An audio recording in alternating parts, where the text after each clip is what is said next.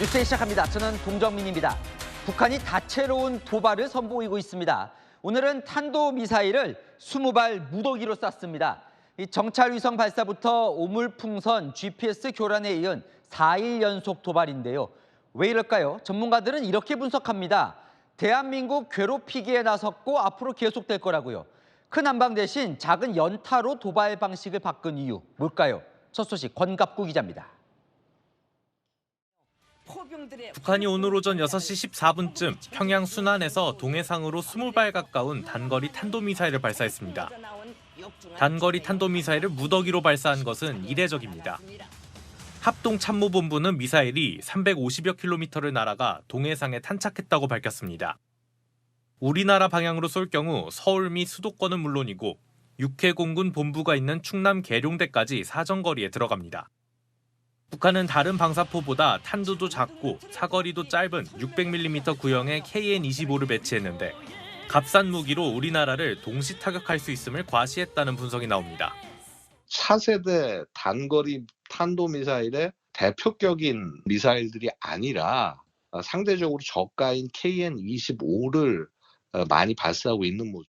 북한은 27일 군사정찰 위성 발사 실패 후 오물풍선 살포와 GPS 전파 교란 공격에 이어 미사일 무더기 발사까지 기존의 패턴을 벗어난 다양한 형태로 연쇄 도발을 이어가고 있습니다.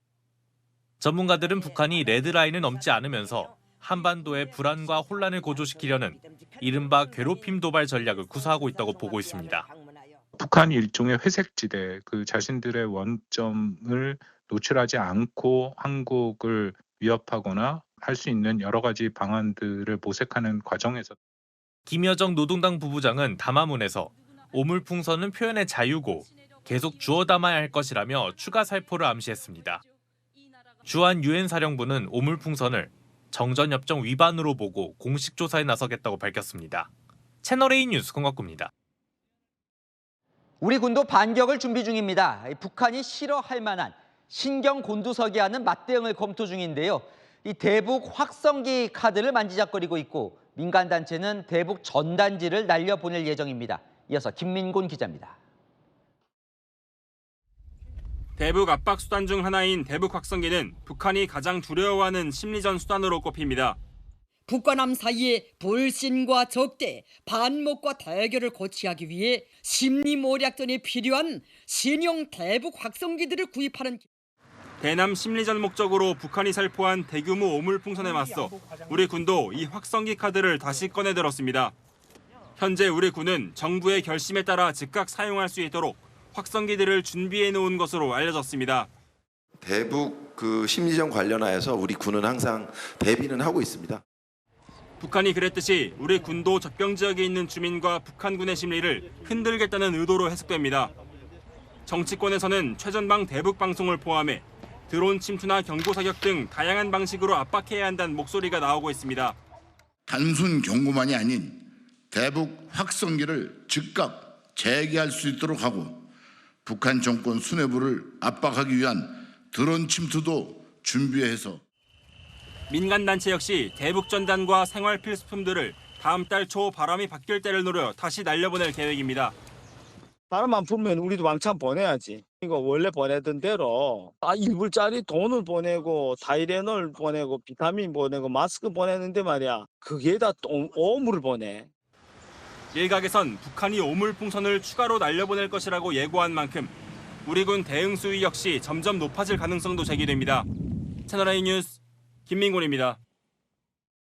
다음 소식입니다. 최태원 SK그룹 회장은 노소영 아트센터 나비관장에게 1조 3,800억 원의 재산을 분할, 나누어 주라는 2심 판결이 나왔습니다.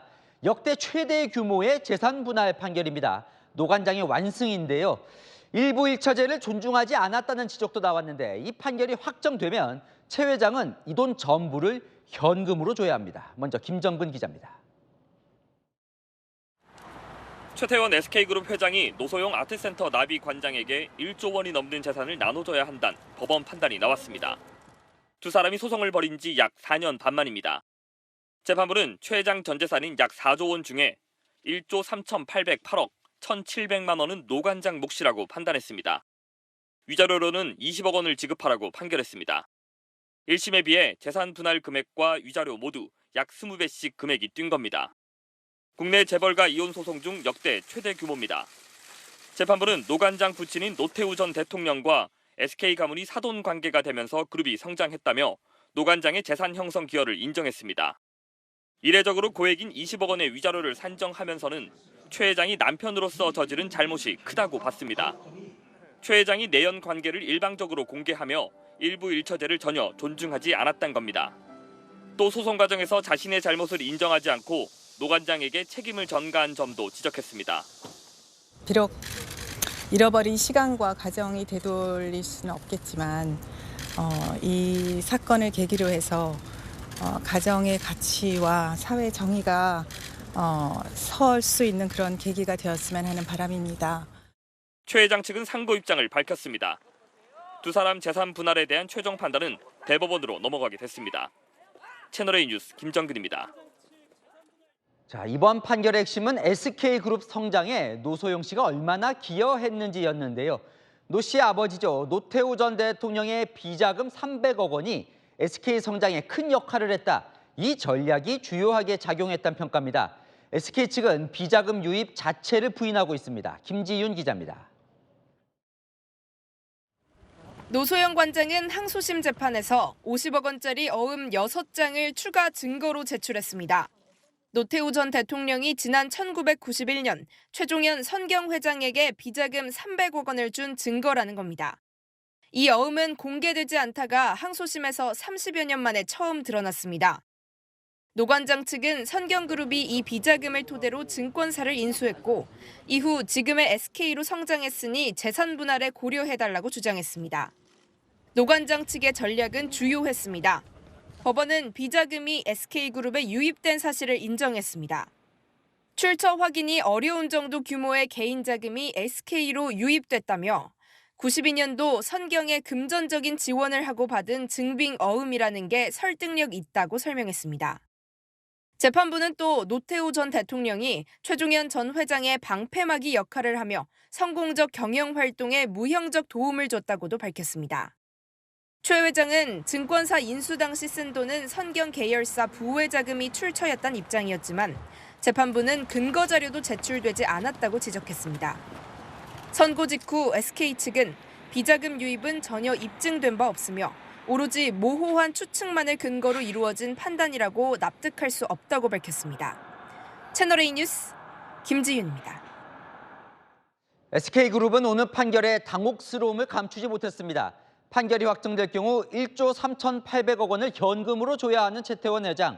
주식 매각 없이는 불가능해 보이는데요. 경영권 분쟁 가능성이 거론되면서 SK 주가는 치솟았습니다. 정현우 기자입니다. 재계에 따르면 최태원 SK 회장이 보유한 현금성 자산은 2천억 원 정도로 추산됩니다. 노소영 관장 요구대로 재산 분할을 위해 현금 1조 3,808억 원을 마련하려면 주식 매각이 불가피합니다. 현재 최 회장은 지주사인 SK 주식회사 지분 17.73%를 보유하고 있습니다. 오늘 종가 기준 지분 가치는 2조 514억 원. 최 회장 측 우호 지분까지 합치면 25%를 넘습니다. 최 회장이 현재 팔 수 있는 지분은 8,658억 원어치로 노 관장이 그만큼 현금을 받아 주식을 되사면 2대 주주가 될 수 있습니다. 그룹 경영권이 통째로 흔들릴 수 있는 겁니다. 이 때문에 미상장사인 SK 실트론을 상장해 최 회장이 보유한 지분을 파는 안도 거론됩니다. 그래서 15% 이하로 지분을 낮추는 것은 굉장히 위험해서 SK 실트론을 개인 지분을 매각하고 주 SK 지분의 담보대출을 통해서 이혼 배상금을 내는 게 현재로서는 가장 유력하지 않을까 생각합니다. 최 회장은 2017년 SK 실트론 지분 약 30%를 2,600억 원에 사들였는데 지금은 평가액이 더 높을 것으로 예상됩니다. 이런 가운데 법원 판결이 시작된 직후 SK 주가는 치솟았습니다. 선고가 진행 중이던 오후 2시 25분쯤부터 시세가 치솟더니 선고가 마무리된 3시쯤엔 거래량도 급증해 어제보다 9.26% 오른 15만 8,100원에 장을 마쳤습니다. 경영권 분쟁으로 지분 사들이기가 벌어질 것을 염두에 두고 매수세가 유입된 것으로 풀이됩니다. 채널A 뉴스 정현우입니다.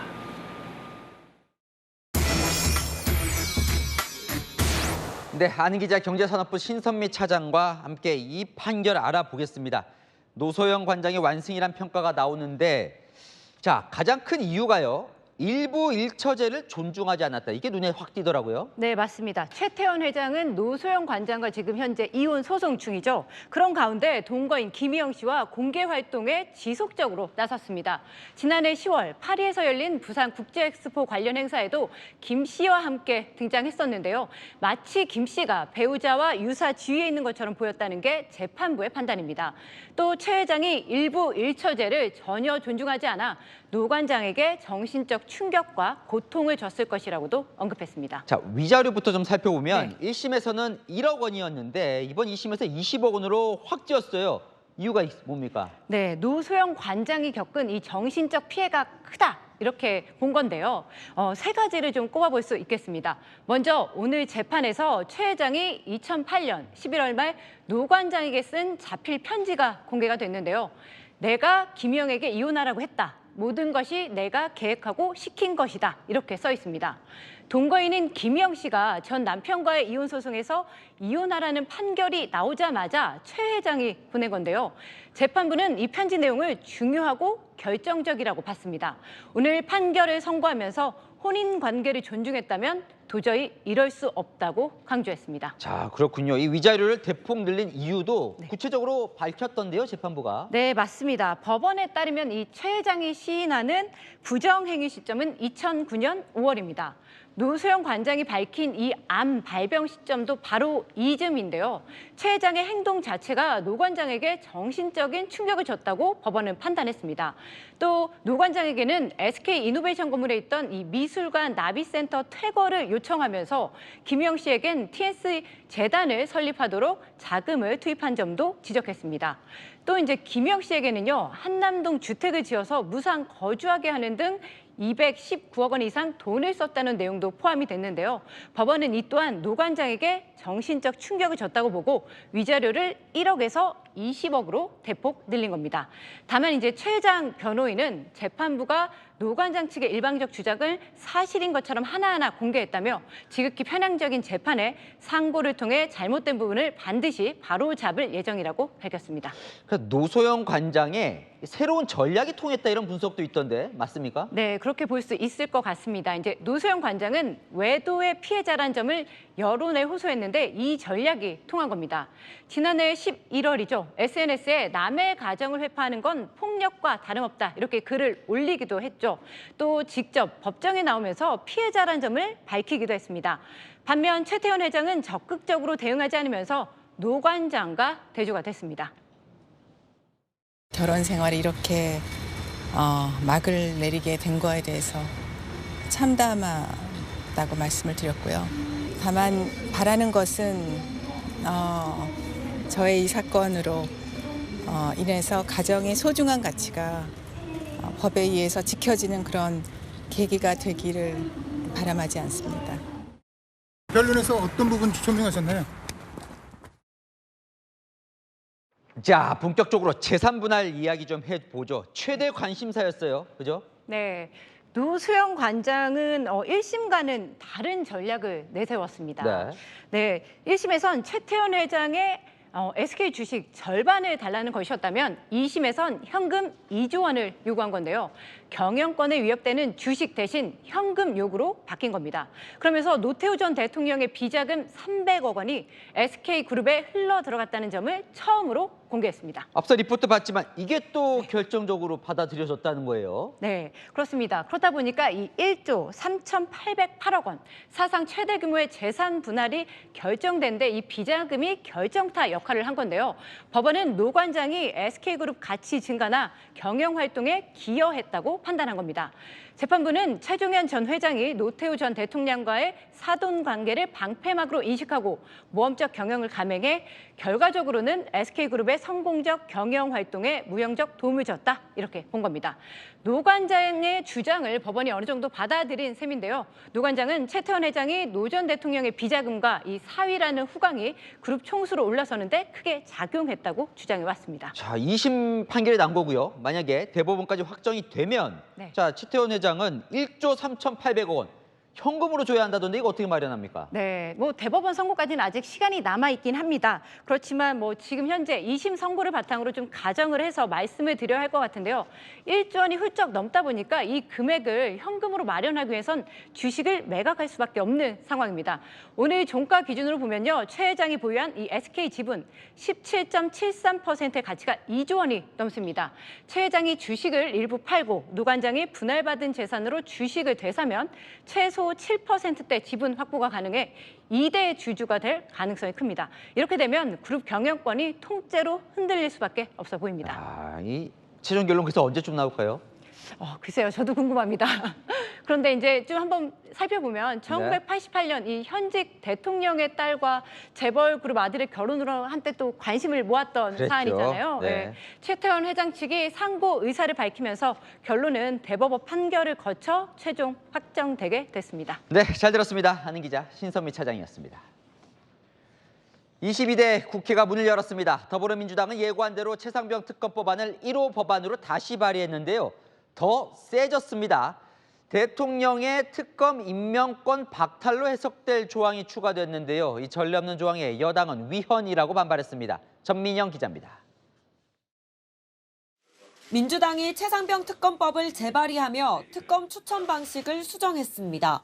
대한변호사협회가 특검 후보 4명을 추천하면 민주당이 2명을 선택하는 기존 방식에서 대한변협을 빼고 민주당에서 1명, 조국혁신당 등 비교섭 단체들이 합의해서 1명을 추천하는 방식으로 바꿨습니다.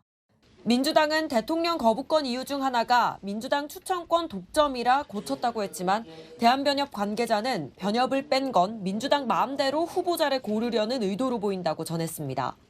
여기에 대통령이 추천받은 날부터 3일 이내 특검을 임명하지 않으면 추천 후보자 중 나이 많은 인사가 특별검사로 임명된 것으로 본다는 조항이 추가됐습니다.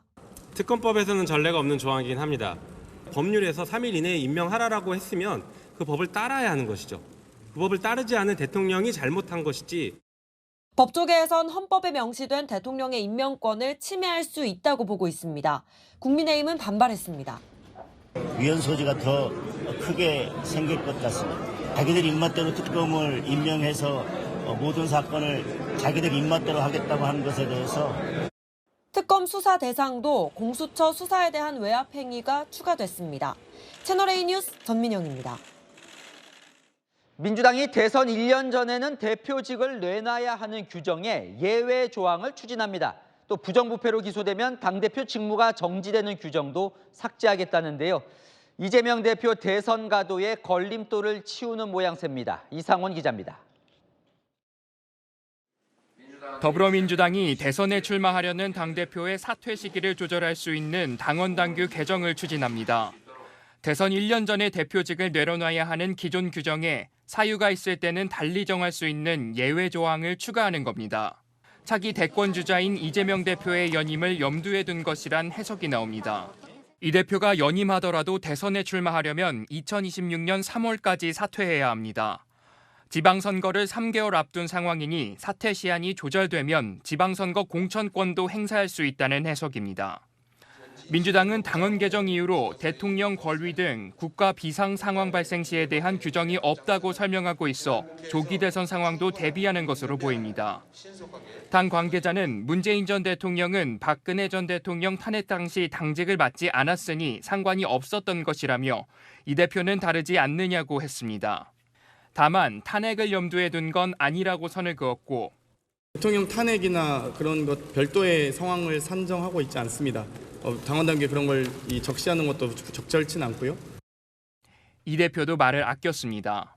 당원 개정하기로 했는데 이 부분도 좀 대표님을 생각해서 바꾼 거 아니냐 좀 이런 비판도 있는데요. 부정부패에 연루돼 기소되면 직무가 바로 정지되는 조항도 폐지를 추진하는데 이 대표가 연루된 사법 리스크 대비용이라는 해석이 나옵니다. 채널A 뉴스 이상원입니다. 국민의힘도 7월이면 당대표 뽑죠. 황우여 비대위원장이 지도체제를 바꾸자는 의견을 냈습니다. 지금은 단일 지도체제입니다. 당대표 선거 출마자 중 1명만 대표로 뽑히죠. 과거엔 집단 지도체제였습니다. 1등이 당대표에 뽑히는 건 똑같지만 2등부터 5등까지도 최고위원으로 지도부에 입성하죠. 황 비대위원장이 한동훈 대세론으로 흥행이 저조할 걸 우려해 3등까지는 지도부에 입성하는 성능 하이브리드 체제를 도입하자고 했습니다. 한동훈 견제용 아니냐는 해석이 나왔습니다. 최수연 기자입니다. 황우여 국민의힘 비상대책위원장이 단일 지도체제와 집단 지도체제의 절충안, 이른바 하이브리드 지도체제를 고민 중이라고 했습니다. 당대표 선거에서 1등은 당대표를, 2등과 3등은 최고위원을 맡는 겁니다. 1등 외에는 지도부에서 배제되는 기존의 단일 지도체제의 경우 전당대회 흥행이 부진할 수 있다는 우려를 제기한 겁니다. 황 위원장은 한동훈 전 위원장이 나오면 다른 후보가 안 나올까 봐 걱정이 나온다며 묵직하고 인지도 높은 사람이 많이 나오면 좋지 않겠냐고 말했습니다. 국민의힘 의원 워크숍에 참석한 당권 주자들도 지도체제 변화에 긍정적인 입장을 보였습니다. 다양한 목소리를 내면서 오히려 보완 역할을 해줄 수 있지 않을까.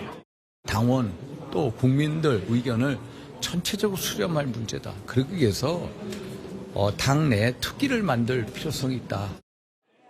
나경원 의원은 논의가 더 필요하다며 말을 아꼈습니다. 당 일각에서는 한 전 비대위원장 견제용이라는 해석도 나왔습니다. 친윤 측은 부인했습니다. 사람을 누구를 견제하기 위해서 단일 지도체제에서 집단 지도체제로 가야 된다. 이렇게 들리는 순간 우리 제도는 형해화되게 됩니다. 다른 친윤계 의원도 집단 지도체제의 장점도 있어 검토는 할 수 있다면서도 한 전 위원장 견제용은 아니라고 했습니다. TLA 뉴스 최수연입니다. 국민의힘 당대표 선거에 나오려면 6월 중순쯤엔 후보 등록을 해야 합니다. 얼마 남지 않았죠. 한동훈 전 비대위원장의 전당대회 출마가 그래서 초읽기에 들어가 보이는데요. SNS에 글도 올렸고 당 상황에 쓴소리도 했다고 합니다. 홍지연 기자입니다. 한동훈 전 국민의힘 비상대책위원장이 SNS에 지구당 부활이 정치개혁이라는 글을 올렸습니다. 지구당 부활을 직접 언급한 건 처음입니다. 한 전 위원장은 차떼기가 만연했던 20년 전에는 지구당 폐지가 정치개혁이었다며 지금은 정치 신인과 청년들에게 공정한 경쟁을 할 수 있도록 지구당을 부활하는 게 정치개혁이라고 밝혔습니다. 다만 정치인들끼리의 뻔한 흥정이 되지 않도록 특권 폐지도 반드시 실천해야 한다고 했습니다. 정치개혁은 정치인을 위한 것이 아니라 국민을 위한 것입니다. 정치개혁을 이번에 꼭 하겠습니다.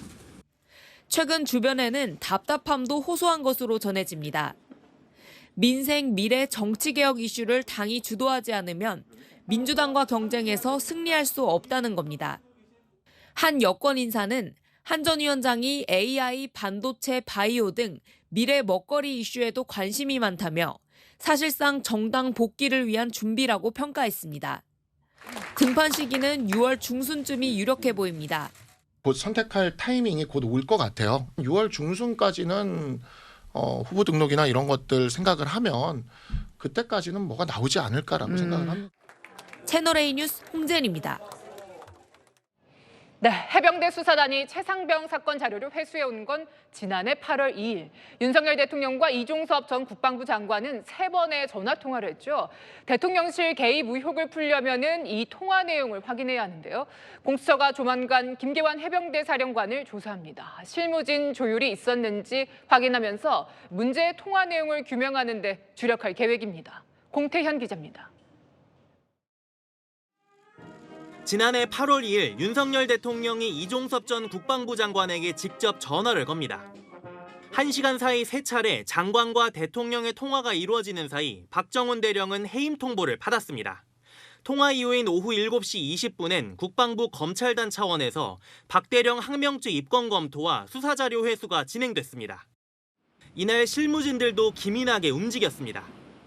윤 대통령과 이 전 장관의 통화 전 장관의 비서실장 격인 박진희 당시 국방부 군사보좌관은 김계환 해병대 사령관에게 문자 메시지를 발송했습니다. 통화 이후엔 텔레그램으로 최상병 사건 경찰 이첩 여부와 임성근 전 사단장 근무 여부도 확인했습니다.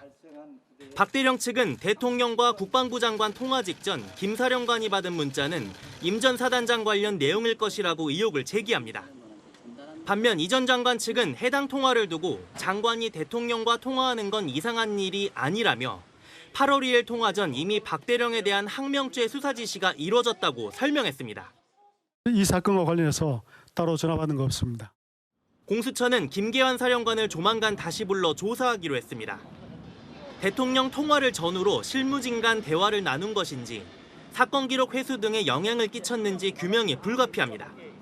대통령의 세 차례 통화 내용이 아직 밝혀지지 않은 상황에서 공수처가 실무진들의 연락을 근거로 대화 내역을 규명할 수 있을지 주목됩니다. 채널A 뉴스 공태현입니다. 대통령실과 여당도 공수처 수사를 예의주시하고 있습니다. 수사 결과만 지켜보는 소극적인 대처로는 여론에 떠밀려서 박근혜 탄핵 정국 시즌2가 될 수 있다는 우려가 나오면서 선제 조치를 검토하기 시작했습니다. 조영민 기자입니다. 국민의힘에서 최상병 사건 수사 외압 의혹과 관련해 대통령실의 선제 조치가 필요하다는 목소리가 나오기 시작했습니다. 윤석열 대통령이 당시 이종섭 국방부 장관과 세 차례 통화한 사실이 드러나면서 여론 악화에 대한 우려가 제기된 겁니다. 한 국민의힘 의원은 법리적으로만 대응하기에는 너무 사건이 커졌다면서 이런 식으로 흐르면 박근혜 탄핵 정국이 재현될 우려가 있다고 말했습니다. 여권은 겉으로는 공수처 수사 결과를 지켜보자는 입장을 되풀이하고 있습니다. 수사는 신속하게 그리고 엄정하게 진행되어야 된다는 우리들의 입장에는 큰 변화가 없습니다. 하지만 대통령실 내부에서도 털고 가야 한다는 기류도 생기고 있습니다.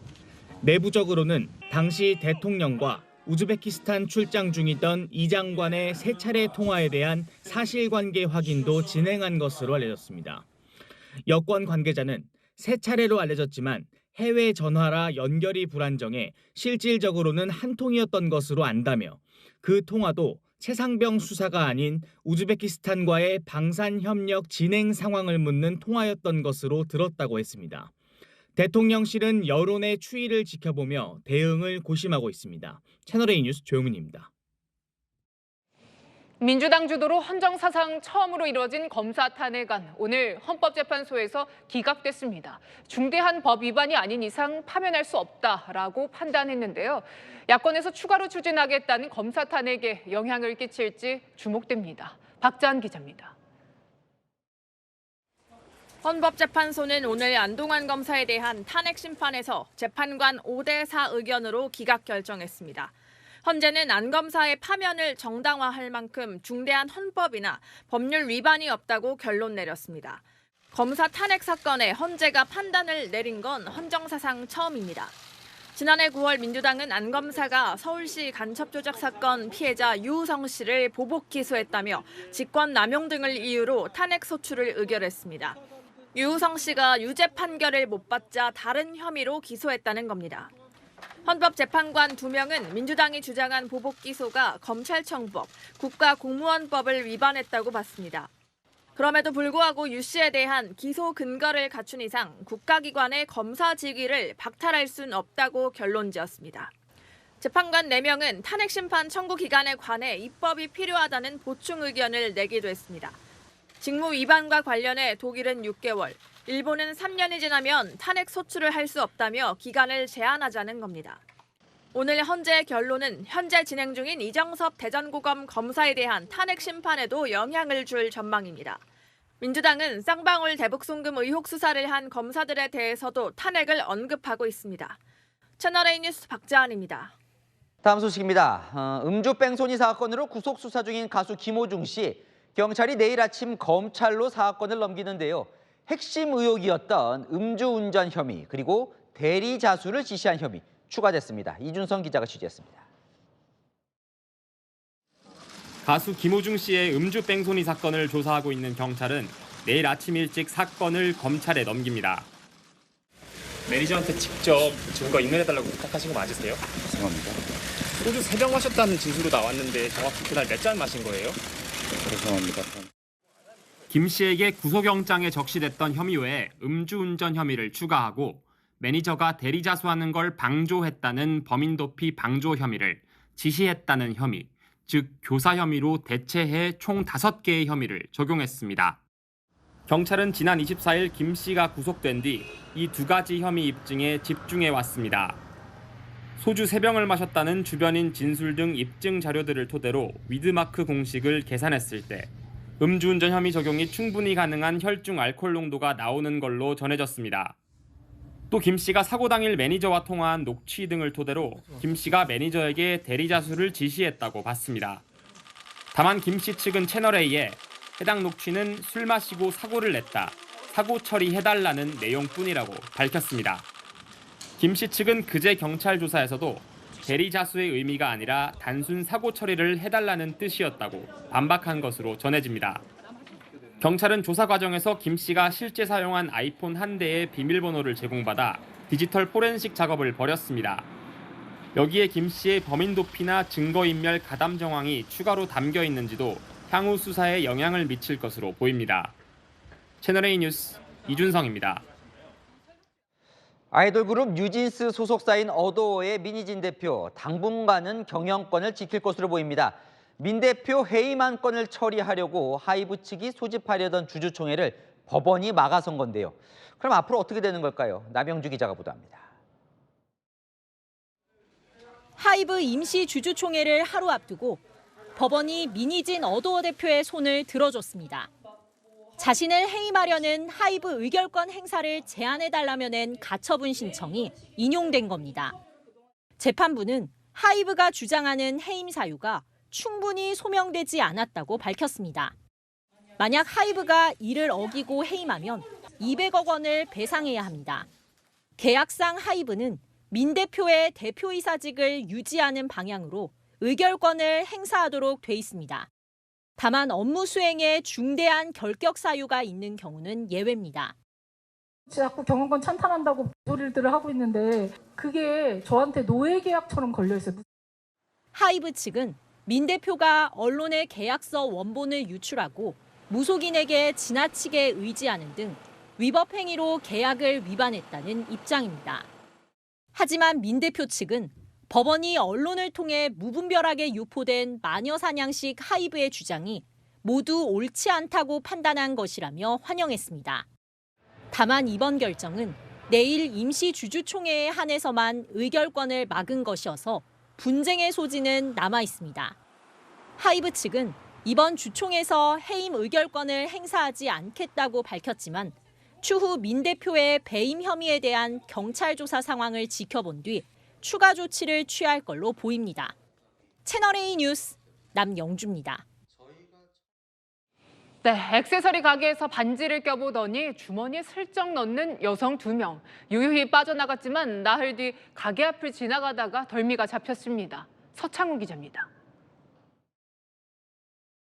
나란히 뒷짐을 지고 액세서리를 둘러보고 있는 두 여성. 한 여성이 오른손에 반지를 껴보더니 옆에 있는 여성에게 건넵니다. 반지를 받은 여성은 자신의 주머니에 그대로 넣습니다. 지난 9일 경기 의정부에 있는 한 액세서리 가게에서 여성 2명이 16만 원 상당의 은반지 4개를 훔쳐 달아났습니다. 일당은 나흘 뒤 덜미가 잡혔습니다.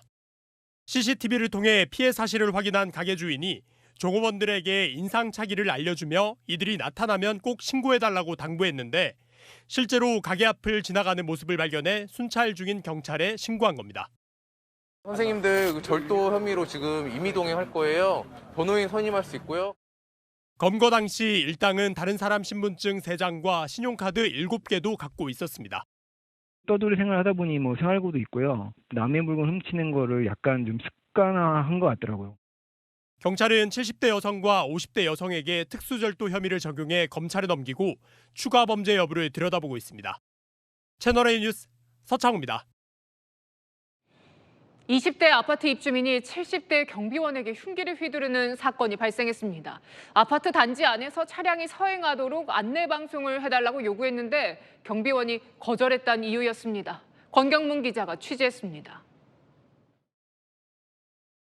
아파트 직원이 정문 앞에서 누군가를 초조하게 기다립니다. 곧이어 경찰차 2대가 아파트 단지 안으로 들어가고 구급차도 도착합니다. 어제 오전 11시 40분쯤 경기 파주시의 한 아파트에서 70대 경비원이 흉기에 찔렸다는 신고가 접수됐습니다. 현장에서 장갑을 꺼내더니 칼을 찔렀다고. 다 준비를 하고 온 거 아니야 그래. 피의자는 해당 아파트에 살던 20대 남성이었습니다.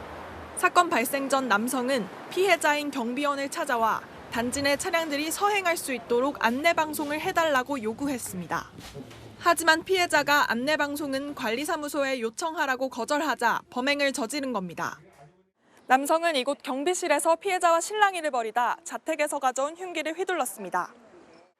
남성은 범행을 저지른 뒤 인근 지구대로가 자수했습니다. 근데 문 잠겼습니다. 민원도 가져야 되고 무서워서 우리 자식들이. 피해자는 병원으로 옮겨져 치료를 받았고 다행히 생명에 지장은 없는 걸로 전해졌습니다. 경찰은 남성이 미리 장갑과 흉기를 들고 나온 점 등 계획적으로 범행했을 가능성을 들여다보고 있습니다. 경찰은 남성을 살인미수 혐의로 입건하고 구속영장을 신청했습니다. 채널A 뉴스 권경문입니다. 전통 활을 쏘는 궁도장, 전국에 300여 개쯤 있습니다. 일부 궁도장은 발사대와 관역 사이에 산책로가 있어서 위험천만한 상황이 벌어지고 있습니다. 현장 카메라 김민환 기자입니다. 네, 이곳은 부산의 한 궁도장인데요. 화살이 날아가는 길목에 산책로가 있어 인근 주민들의 불안이 커지고 있습니다. 현장으로 가보겠습니다. 활 시위를 당겼다 놓으며 연신 화살을 쏩니다. 그런데 발사대와 관역 사이에는 주민들이 오가는 산책로가 있습니다. 잘못하면 그거 할 수도 있다. 혹시나 내한테 맞을까. 밑으로 화살이 날아올 수도 있고. 궁도장 측은 문제가 없다고 말합니다. 하나 쐈는데 그런 사고라든가 그런 게 없거든요. 여기서 물도 쏘지 밑에는 안 쏘거든요. 경기도의 또 다른 궁도장. 화살이 도로를 가로질러 날아갑니다. 이 궁도장과 관역 사이길에 있는 안전장치는 높이 2m가량의 가림막이 전부입니다. 궁도장에서 40m 거리엔 초등학교가 있습니다. 호기심이 굉장히 많은 나이대다 보니까 달려갈 수도 있고 근처 가서 볼 수도 있는. 전국의 궁도장은 300개 안팎. 안전을 관리 감독하는 지자체나 정부 기관은 없습니다. 체육시설업이 아니거든요. 영리주호가 아니기 때문에 저희 신고 허가 대상은 아닙니다. 안전 사각지대에 있는 궁도장, 관련 대책이 시급해 보입니다. 현장 카메라 김민환입니다. 다음 달 대선과 총선 지방선거를 모두 치르는 멕시코에서 암살이 잇따르고 있습니다. 후보자가 20명 넘게 숨진 것으로 파악되고 있는데요. 어제는 야당 후보가 유세 도중 총에 맞았습니다. 정성원 기자입니다. 시장 선거에 출마한 한 후보가 유세를 마치고 지지자들과 악수합니다. 그때 갑자기 검은 물체가 후보 머리 뒤에 등장합니다. 괴한이 쏜 권총 소리가 10여 차례 울리며 현장은 아수라장이 됩니다. 현지 시각으로 어제 멕시코 남부 게레로주에서 야당연합 시장 후보인 알프레도 카브레라가 선거 유세 도중 총에 맞아 숨졌습니다. 범인으로 추정되는 인물도 현장에서 사살된 것으로 전해졌습니다. 다음 달 2일 대선과 총선, 지방선거를 동시에 치르는 멕시코에서는 후보들을 겨냥한 테러가 잇따라 발생하고 있습니다. 지난달 1일에는 중부 셀라야시의 시장 선거에 출마한 여당 후보가 갱단 조직원의 총에 맞아 숨졌고 같은 달 14일에도 야당 소속 시장 후보가 SNS로 길거리 유세를 생중계하던 중 갱단 조직원이 휘두른 흉기에 목숨을 잃었습니다. 멕시코 정부에 따르면 이번 선거 기간 동안 테러로 숨진 후보자만 22명에 달합니다. 이런 가운데 대통령 선거에선 멕시코 시티 시장을 지낸 클라우디아 셰인바움의 당선이 확실시되고 있습니다. 셰인바움은 최근 여론조사에서 53%의 지지를 받았습니다. 실제 당선되면 멕시코 역사상 첫 여성 대통령이 탄생하는 겁니다. 채널A 뉴스 정성원입니다. 인도는 낮 기온이 53도까지 오르면서 펄펄 끓고 있습니다. 너무 더워서 기절하는 학생들 속출하고 있습니다. 김용선 기자입니다. 한 여학생이 쓰러져 고통스럽게 숨을 몰아쉽니다. 극심한 더위에 쓰러진 학생을 깨우기 위해 주변 사람들은 물을 뿌리고 부채질도 해봅니다. High level में जा रहा है, इसके चलते बच्चे लोग को परेशानी हो रही है। ये इलेक्ट्रोलाइट इम्बैलेंस हो रहा है, उसके चलते ये लोग बच्चे को बेहोशी का, चक्कर आना, उल्टी होना ये सब लक्षण दिखाई दे रहा है। 현지 시각 어제 인도 비하르주에선 낮 최고 기온이 45도가 넘어 학교에서 기절하는 학생들이 속출하자 현지 공립학교를 중심으로 다음 달 8일까지 휴교령이 내려졌습니다. 현지 언론에 따르면 기절한 학생과 교직원은 100명에 육박합니다. 같은 시각 인도 델리는 낮 최고 기온이 52.9도까지 치솟아 관측 사상 최고치를 기록했습니다. 너무 더워 식수원까지 말라버리자 호스가 달린 물탱크차 앞은 식수를 받으러 몰린 사람들로 발 디딜 틈이 없습니다. 폭염에 물이 귀해지자 델리 정부는 물 낭비 방지를 위해 순찰팀까지 운영하고 있습니다. 인도 전역에서 현재까지 온열 질환 사망자가 최소 60명에 달하는 것으로 알렸습니다. ज़्यादा हाई हो गया गर्मी का अब चलते हैं तो ऐसा लगता है कि मुंह पे कोई थप्पड़ मार रहा हो इतना मतलब बहुत ज़्यादा जीना मुश्किल हो गया है. 인도 기상청은 기상 이변 현상으로 전례 없는 무더위가 이어지고 있다며 건강 비상 경보령을 내렸습니다. 채널A 뉴스 김용성입니다. 네, 새빨간 용암이 터져 나옵니다. 아파트 15층 높이만큼 치솟았는데요. 아이슬란드 화산 폭발 소식은 정다은 기자가 전합니다. 새빨간 액체가 쉴 새 없이 뿜어져 나옵니다. 최고 50m까지 치솟는 화산 용암. 터져나온 용암은 용광로의 쇳물처럼 천천히 지표면에 흐릅니다. 현지 시각 어제 아이슬란드 남서부 레이캬네스 반도에서 화산이 또 폭발했습니다. 약 3.4km 길이로 갈라진 틈이 생겨 용암이 새어나온 겁니다. It's a pretty big eruption, as you can see. And the lava flow is also much. 현지 당국은 화산 폭발 조짐을 포착해 인근 주민들과 관광객들을 미리 대피시켜 인명 피해는 없는 것으로 알려졌습니다.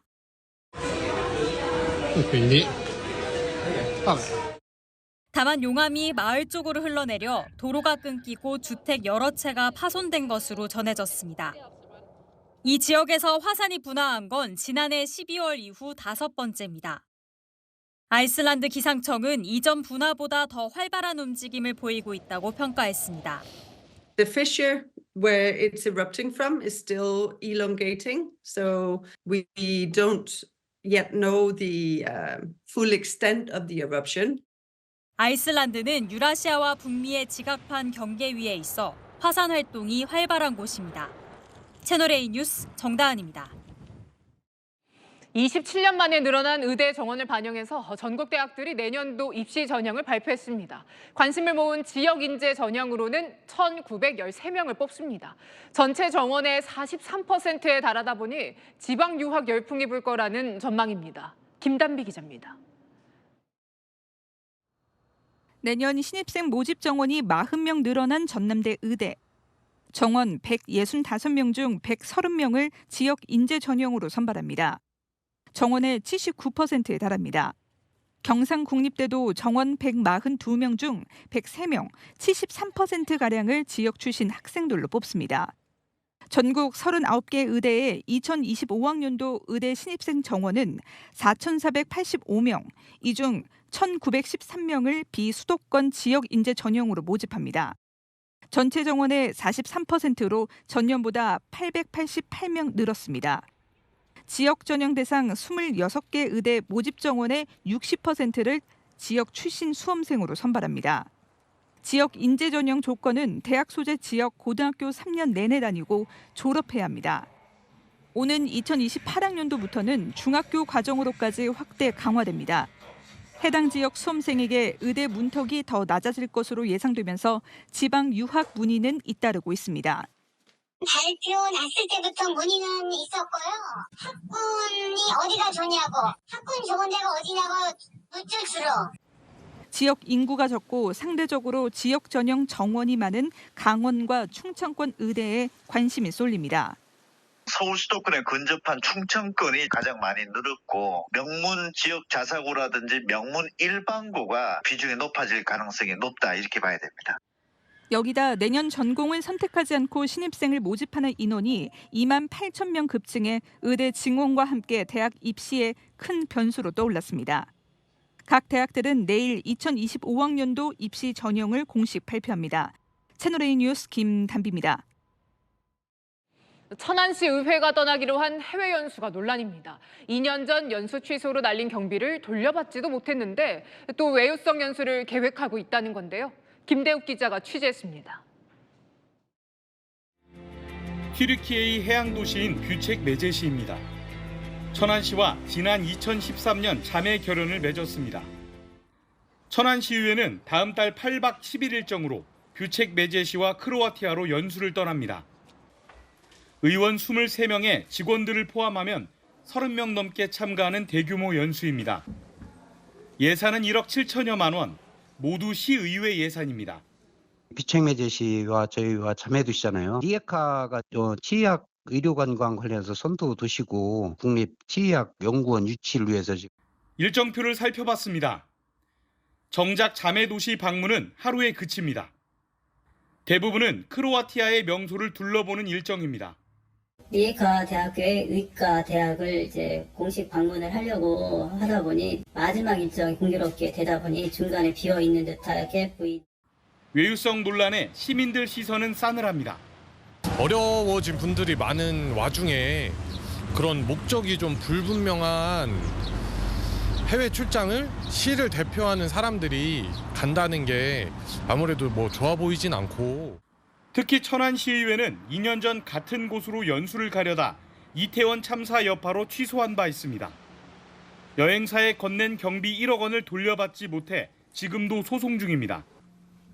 의회 측은 경비를 반환받기 위해 노력하고 있다고 해명했습니다. 채널A 뉴스 김대욱입니다. 급성장하는 AI, 어떻게 활용하는 게 현명할까요? 일부 기업이 AI를 독점하면 불평등을 야기할 수 있다는 조언이 나왔습니다. 채널A와 동아일보가 주최하는 동아국제금융포럼에 박지혜 기자가 다녀왔습니다.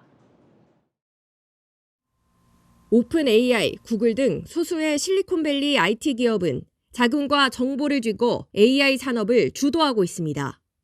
독점된 AI가 미래의 불평등과 민주주의 가치를 훼손할 수 있다는 경고가 나왔습니다. But with AI, we may be heading towards a duopoly or triopoly with just a few companies making most of the important advances and raising the most important funding. 올해로 12번째를 맞는 2024 동아국제금융포럼 연사로 나선 데런 에스모글루 MIT 석좌 교수는 인간 친화적인 AI 개발 등 산업의 극적인 전환이 필요하다고 주장했습니다. There is a direction of AI that could be quite useful for humans, for reducing inequality, for going back to shared prosperity. AI 활용에 대한 정부의 제도적 지원도 강조됐습니다. 또한 설명 가능한 AI 기술 도입과 AI 윤리 교육 지원을 통해 AI에 대한 신뢰 제고에도 힘쓰겠습니다. 채널A와 동아일보가 주최한 이번 포럼에는 정치권과 금융권 주요 인사 300여 명이 참석했습니다. 채널A 뉴스 박지혜입니다. 오늘 구름이 해를 가렸음에도 더위는 여전했죠. 내일은 구름이 걷히며 기온이 조금 더 높아져 더 뜨겁게 덥겠습니다. 서울은 26도, 대구는 30도까지 오르겠습니다. 하늘이 차츰 맑아지며 자외선도 매우 강해집니다. 다만 제주에는 최대 10mm, 전남 해안에 5mm 미만의 비가 내리겠습니다. 남해안과 제주 해안에 높은 너울도 밀려들어서 안전사고에 유의해야 하고요. 전해상에는 짙은 안개가 껴서 시야가 매우 좁겠습니다. 내일 아침 서울의 기온 17도 등 오늘과 비슷하겠고 낮에 강릉과 대전, 광주 27도 등 오늘보다 크게는 3도 정도 높겠습니다. 당분간도 이맘때 더위가 이어지겠고요. 토요일엔 서울을 비롯한 중부와 경북에, 일요일엔 강원에 비 예보 있습니다. 주말 계획에 참고하시길 바랍니다. 날씨였습니다.